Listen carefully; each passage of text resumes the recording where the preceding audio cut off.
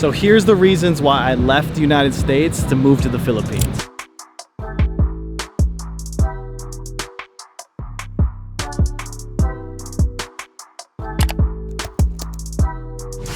Alright, so I currently pay $670 a month for this condo. It came fully furnished. That's actually really expensive in the Philippines, but what really sells this place are the amenities. So I'm gonna grab my cell phone and go take some videos of all the great stuff it has out here. And besides that, I'm gonna give you guys a little tour. It's got the kitchen right here, work area, my lights because I do vlogging, living room, and what's really cool is this balcony. Sunsets here are incredible.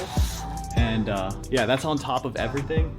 Good luck finding a place like this for 1/2 the price in the US. You can't do it. You just can't even find it. In order to afford this, you're gonna have to make money from here, so I'm gonna get into that part next. It has a pool, gym, sauna, spa, co-working space, a game room full of a bunch of PS5s. I've never seen something like this. Pool table, and if that isn't enough, it's attached to a 5-story mall. So this place is literally attached to my building. This is all about convenience, a 5-story mall. They have the barber shop up there, the dentist is over here, pharmacy, groceries, everything I can need, clothes shopping. It's all in one spot, which is really, really cool. And it just, hi. And people are nice, and it just saves me time. That's the most important thing. It saves me time. I'm able to hire cleaners to clean my house. Laundry gets delivered. I'm attached to this. All my shopping, I basically don't need a car anymore. I could get everything I need done really fast, which allows me to do things like vlog. I would have never been able to get started vlogging. I could literally take what I save on rent, put it into a camera in 1 month, and then take all that free time and start vlogging.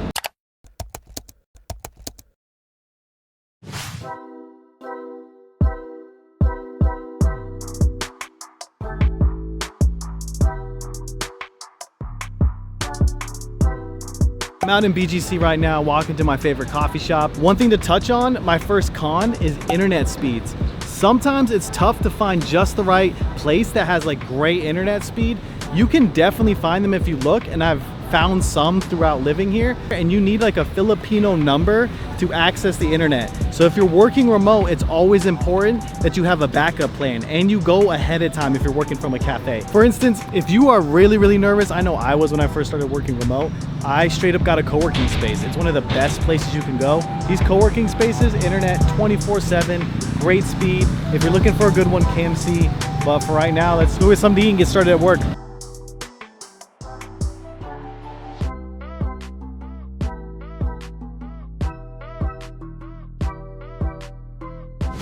Ordering some food and some coffee before eventually getting started. I'm about to get on a meeting, so I'm gonna have to learn how to talk in public anyway. But yeah, hopping on that, ordering some food and getting after it today.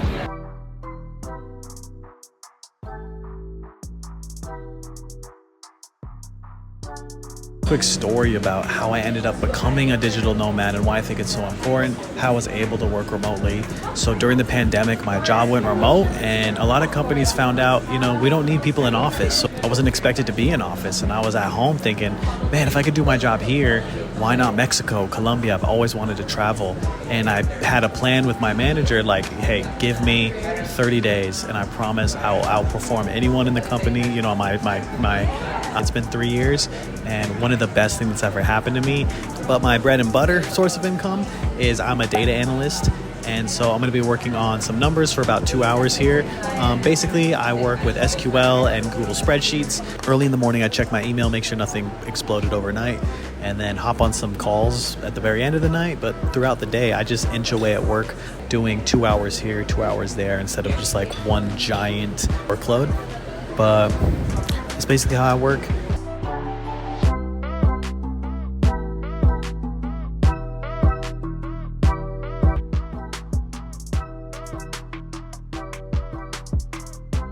All right, guys, I'm done at the cafe, done with work for the day, and I'm gonna talk about one of the most controversial points I'm gonna make in this video. I've had people hate on me. I've had videos made in response to this, but this is gonna be talking about the local dating scene and how dating is completely different outside of America, at least here in the Philippines and the places I've been, but in the Philippines especially. I'm meeting up with a local Filipina that I met out here, and we're gonna talk more about it. But on my way to get her, It's a complicated thing. There's a million different reasons why someone could say it's better or it's worse over here. But if you're a single guy in America, I am telling you right now, set your dating app location to one of these areas. Set it to the Philippines, set it to South America, and just see what's out there. Just see how you're received. Out of all the places I've been, I especially like the Philippines because of the language barrier. English, everyone speaks it, especially in this area. 100% of the people you talk to are gonna be good at English, conversational at English. And when you're dating, when you're meeting people, that's just I can't put enough weight on that plus. You can't date overseas, it's way too dangerous, or people are gonna steal from you or set you up. It's just like anywhere else in the world. Yes, you're meeting strangers and you have to be careful and set up some safety guidelines for it. But if you are just even mildly careful, you can sniff out that kind of stuff from a mile away. I'm gonna go meet up with Jewel. So let's go see. Baby! Okay, there she is. Hi guys. Right now the camera's messing up a little bit, but we're gonna do our best. Yeah, it's definitely tilting. I'm gonna order a bunch because you starved me. You could basically eat out every single meal. Yeah, but when you don't love your girlfriend anymore, you starve them. Yeah, because you want them to do the dishes. And even when you take them out, you make sure they cook. That's why I do that green barbecue, because I'm like, I don't want her to get sloppy. So I make sure she cooks my meals even when we go out. But anyway, we were talking about dating, and that is something I wanted to touch on in here. That is definitely the big decisions, is just the price of a nice date.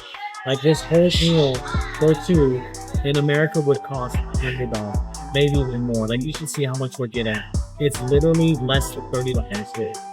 But that allows you to take people out on really fancy dates. But it doesn't matter if you take them to the fanciest restaurant in the world. If they're not vibing with you, they're not gonna vibe. Like, and it's honestly, I discourage people from falling out for their first date. We saw people in like the highest rating restaurants and they're just miserable on their phone. Yes, exactly. I think our first date, Jewel showing me content. So I guess it wasn't really a date, but we went to the museum and had street food and had a great. The second time we bought Jollibee, like that was our. We also had Filipino food, but yeah, the rest of the day was just like street food, Chin. Second date, Jollibee, and watching Chappie. So you don't have to, but it's still nice, right? It's still a definite perk that if you feel like balling out, you can do it on literally $30. $30 would be a great food. And so that's something you definitely have to mention. It's definitely a perk. Yeah, this is slow. Food still bump. The food has declined one bit. It's all worth the load. The Jewel's starving right now. Man. And I'm pissed. Hey, she's pissed. All this seriously for $30.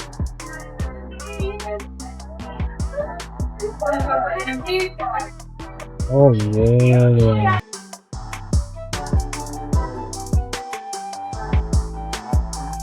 Meal would have cost $120 in the US minimum, and it was like $30. And it just goes to show like how much value you're gonna get for your money out here is astronomically different. And that's gonna free up your money for other things. Like we're about to go to Thailand soon. We are able to maybe invest in property.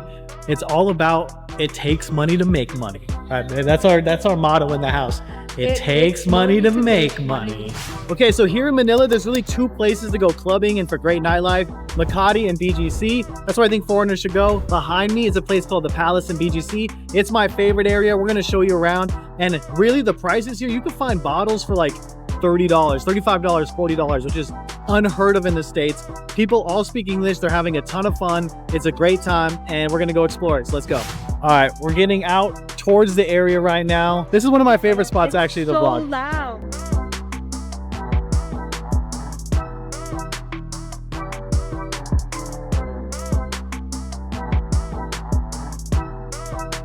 But tell me what you like about this area and BGC nightlife. It's just more put together than the rest of like Makati. Makati's pretty messy, dirty. But BGC is like, you can't even see dogs here now. They're not allowed to let their dogs cook here. So this is one of our favorite bars, Versus. Versus, please sponsor us because we love you. We love some free bottles, but we're gonna show you guys the prices and why we like clubbing over here so much.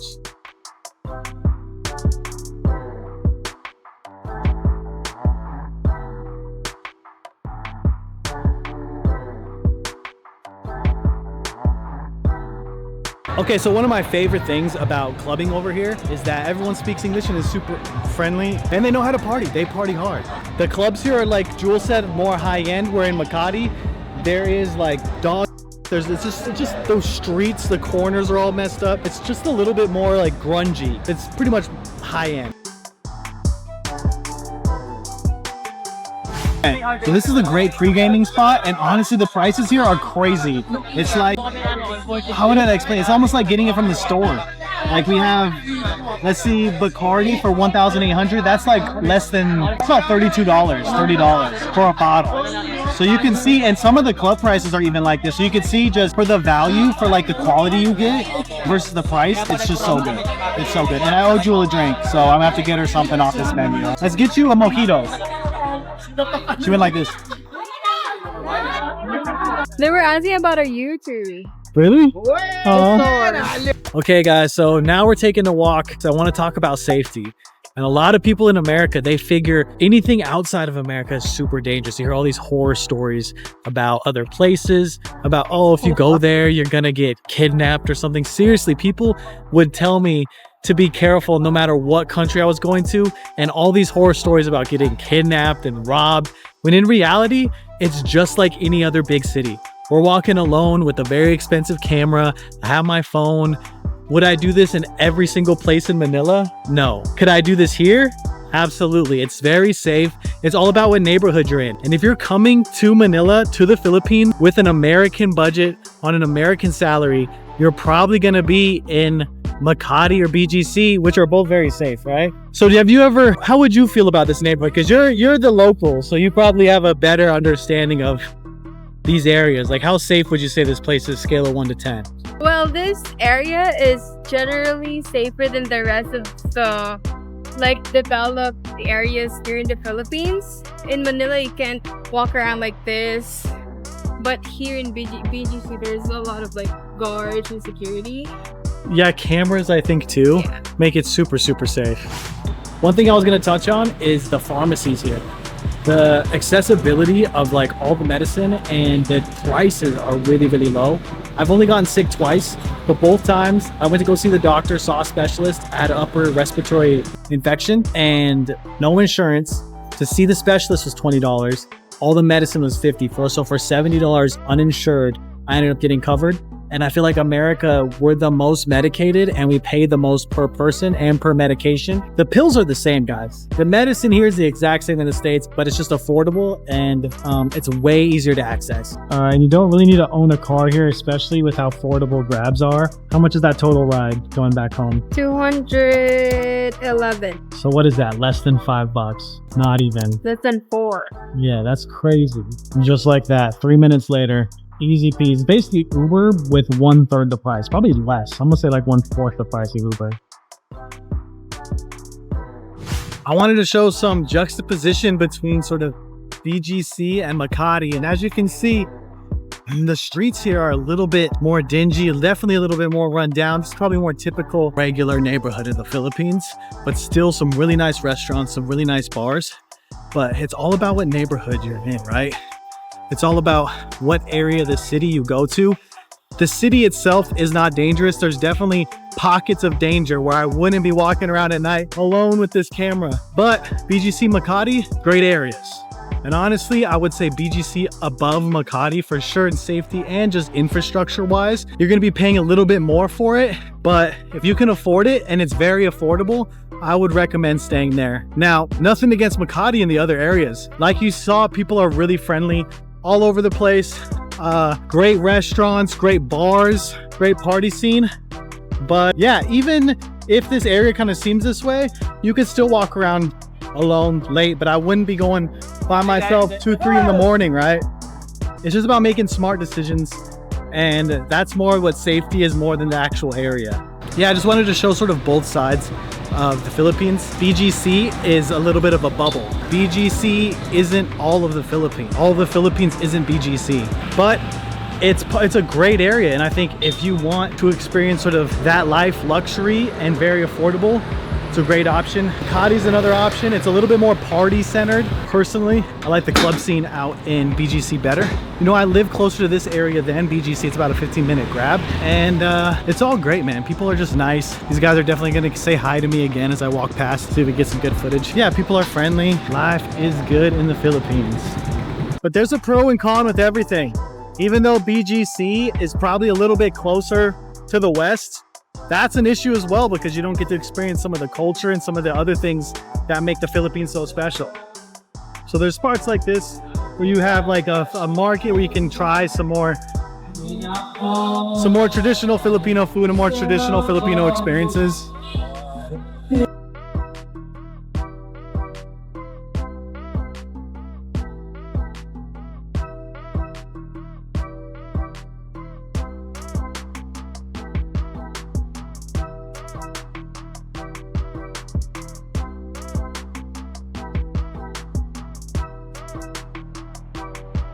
All right, guys, back in the apartment, wrapping up my night. I'm gonna do another 2 hours of work, hop on a community call to go over some digital nomad stuff, Q&A with people in the community, and then I'm done, man, and it was a good day. The final thing I wanna touch on is the quality of life that I've received leaving the US. And you could say it was the cost of living decrease, the amount of free time I got, or the amount of venture traveling the world, but I'm liking who I'm becoming as I left. I feel like I'm more patient. I feel like I have so much more life experience, and I've learned more about the US leaving in 3 years than I did in the 30 years I've stayed. Like I said, I'm 33 years old. My biggest regret is not doing this sooner. So if you want to get started doing this, I'm happy to help. Click one of the links in the bio. I have a free newsletter, have some information on there. If you want some personalized help with me, that's also available. Like I said, I would do it all over again, and it's one of the best decisions I've made in my life.